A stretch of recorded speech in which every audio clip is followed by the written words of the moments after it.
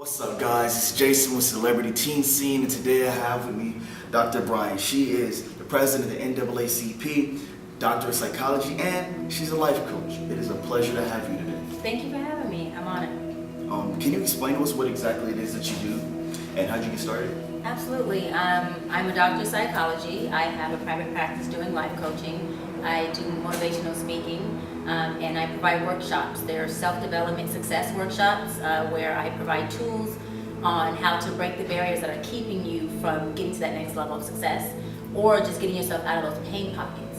And I also provide cohesive leadership workshops for different corporations and organizations. And I am a proud, strong community activist. I have a nonprofit, Advancing Community, where we go out and we do whatever services are needed to encourage, to advance the community, the people in the community.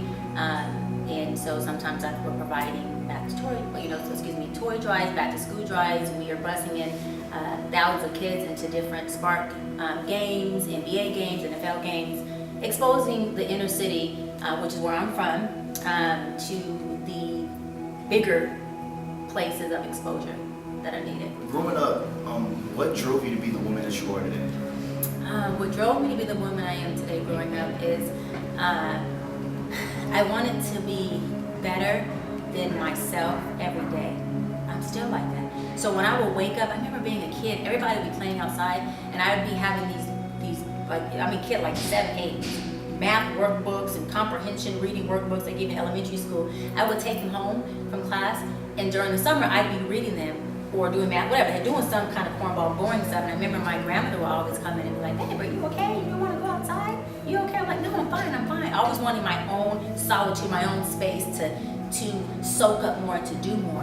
And every time I woke up, sometimes it used to bug me before I begin meditating and learn how to control how it would bother me when I wake up in the morning. I'd be so mad because I'd be like, I should be better than this. I should be doing more. How come I didn't do more yesterday? What can I do today to do more? And I still to this day, every day, I say, hey, what am I doing today to be better than I was yesterday? And who am I going to help today so that they are better today than they were before they met me or before this help? And when you do that, because like I said, the quickest way to wealth, not just money wealth, but internal wealth, which is where your real richness is through service. So as you're serving somebody, it's funny, you're really serving yourself, because what God moves through you, God gives to you. And if people understood that, that shouldn't be your motivating factor to serve people, but if they understood that, the act of service would be so easy, because God is here to serve us. He's our servant, right? And we're his vessels. And so to wrap it up, for me, I always wanted to be better than what I was. I wanted to be better than my environment. I wanted to be better than the people in my household, regardless of how that sounds. I wanted to be better than the people that I walked outside and played with and that I seen. I wanted to be better than the teachers that I ran into. And I experienced teenage pregnancy. I was a teenager, and I wanted to be better than that. And then as life started happening to me, I started wanting to be better for everyone else who had been through and experienced all of what I went through, being an inner city girl, growing up, with my grandparents raising me. My father was an excellent father, but they had me at 16, so he had to raise me from another household. My mom experienced substance abuse, and so that was a struggle.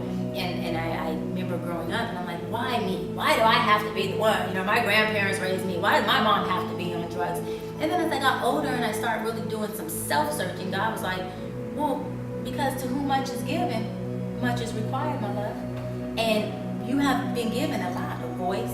You have 500,000 followers, and that's just on social media. I don't, who knows across the world, who else looks up to you, follows you. You have a testimony. You got work to do. And so I got to put you through some stuff before I can give you a testimony, before you can tell someone else's story.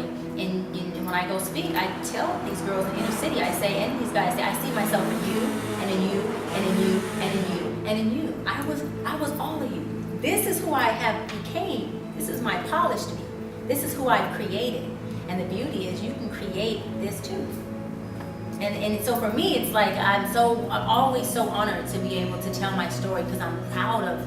I'm not saying that it was right to be pregnant as a teenager. I'm not saying that I want my mom to be on substance abuse issues or I wanted these tribulations, but I am damn proud of my experiences and in my life and all that I went through, and that I'm able to use that to be more of a vessel of service to others who have experienced that, and hopefully I can save a young girl from being pregnant. You know, hopefully I can save a young guy from not covering his thing up seriously and having to become a statistic or a product of his environment. That's what I hopefully, I can get these kids to go to see a college field, to get a football scholarship, because he didn't know it was possible. Hopefully a kid who never picked up a basketball, I can give him a ball, he can pick it up, and he'll know he never knew he could ball like that in his life. But he's balling out of control. And now he's at DePaul somewhere playing ball. Hopefully in his graduation speech, all I'd like him to do is shout me out, Dr. B! Because I'll be there at the graduation with him, with horns and cheerleading pom-poms. Because that, for me, that's the sacrifice that I make of myself. And I think that's what it's about. I go through things to be able to help you to go through them a little better, and to go through them a little easier, and to support you so that I got you, not because of my heart got you, because I've been there and I understand what it feels like to not have support. I understand what it feels like to be broken down. I understand what it feels like to be the kid who feels like, am I ever gonna make it out of this? Like, dude, this gotta be more than this. There gotta be more. And I understand what it feels like to try to make it out here, no. And I know what it feels like to make it out. And I know what the yeses feel like. And I know what they look like. And I wake up every morning in my dream. I drive my dream car. It's on my vision board. I put on it 5 years ago. I'm in my dream career. I get to motivate people. I feel good about myself. And I'm able to look back at where I was and where I'm at and be extremely proud. And that in itself is priceless. There's not no money or no paycheck that can satisfy me the way that does internally. Where can we find you? Right here. No, I know. My website is drbryant.co, and that's drbryant.co, not .com, .co. My social media is _Dr. Bryant. That's for Twitter and Instagram. And on Facebook, if you just search Dr. Cheyenne Bryant, I pop up. I also have a Dr. Bryant TV on my website where I have my motivational videos, and on my YouTube channel. And my book is Mental Detox. It's a #1 on Google. It's the reader's favorite 5-star as of now. Hopefully it stays. And it's called Mental Detox. And my workbook to my book, Mental Detox, which is the Mental Detox workbook, is coming out in February 2018. And then, last but certainly not least, I have a Dr. Bryant Success Workshop, January 27, 2018. At University of West LA Law School, right there in Inglewood off of La Cienega Good Century by the airport, from 12 to 4. And it's all about getting into those barriers and pain pockets of what's keeping you from being happy, what's keeping you from feeling good, what's keeping you from being successful. Because success is not accolades and it's not money. Success is happiness. Success is, are you happy?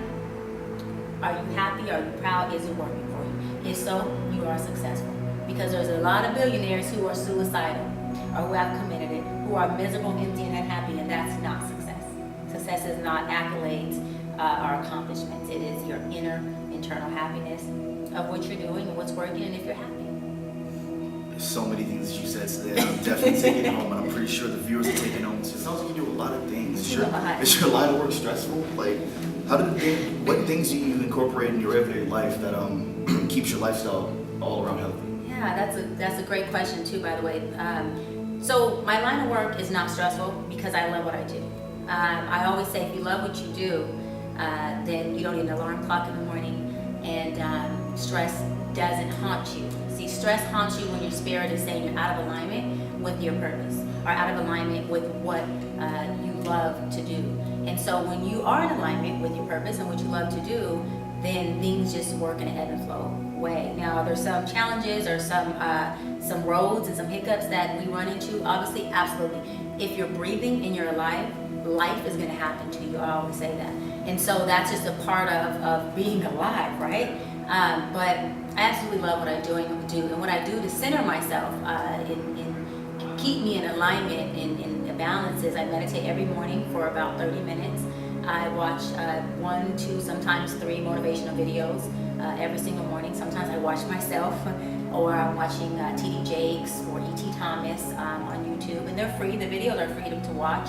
And then from there, I exercise. I have to make sure I keep my mind, my body, and my soul all in alignment. A lot of times people are working on their body, but they forget about the mind and the soul. You got to exercise all of it. The soul comes from a spiritual place, which is meditation. Obviously, the physical is when I work out. And my mind are the motivation videos that keep me stimulated and motivated to stay hungry and to reach the top. Because something really critical happens once we get to this place of called Mama, I made it. We tend to lose the hunger and the drive that we had. And I'm speaking from a young girl who comes from inner city, the hood. And so, you know, we all have one common goal. It's to make it out, right? And so while we're in, we're hungry, we're driven to make it out, or we're driven to make ourselves proud of who we are, to make our family proud of who we are, to be able to be a role model to those that we grew up with, those that grew up underneath us, and those who we looked up to, right? And so when you get to this place, it's like all of a sudden, it's like, I made it. You're on vacation. No, that's called next level. That's just a next level fight. It just gets harder. So you got to next level yourself. Train yourself to be at that next level, which requires you to go to higher heights of your mind, body, and soul. You got to start doing things that you weren't doing. The new places, the new level requires a new you. So you can't take the old you to the new places. It just won't work. Try it. It doesn't work. That's it. You said something about taking your old you. If you can go back in time right now and talk to your old self, what would you say? God, you're good. You're good. Oh, that's so cool. My old self. It's funny. That kind of makes me feel a little emotional to think of my old self. I probably would say, you know, keep going. Continue being you. Don't live in dogma. Keep the faith, because everything that your heart desires, everything that you want, as long as you don't stop, you will get it. Because I'm a living testimony of that. And I always say, if you're at the bank and you're in line to see the teller, as long as you don't leave the line, I bet you'll be next in line. At some point, you will get to that teller. So it's just about being tenacious and determined, and be stubborn with life, but not stubborn with people. So this whole, if life gives you lemons, you make lemonade. What? No, if life gives you lemons and you ordered orange juice, you tell the server to take the lemonade back and you wait for your orange juice. You don't make lemonade out of lemons. Why do that? So why would you make something good out of something that's already bad? Right? The symbolism of a lemon is supposed to be something that's not good. When you get a lemon card, that means it don't work. No, I get what they say as far as making the best out of things that may not appear to be good. How about don't accept things that don't appear to be good? Create something that is good, something that you're satisfied with. Don't settle. The only reason why someone's unhappy with what they got is because they're settling for what they don't want. Or is there any lasting message you want to give to our audience?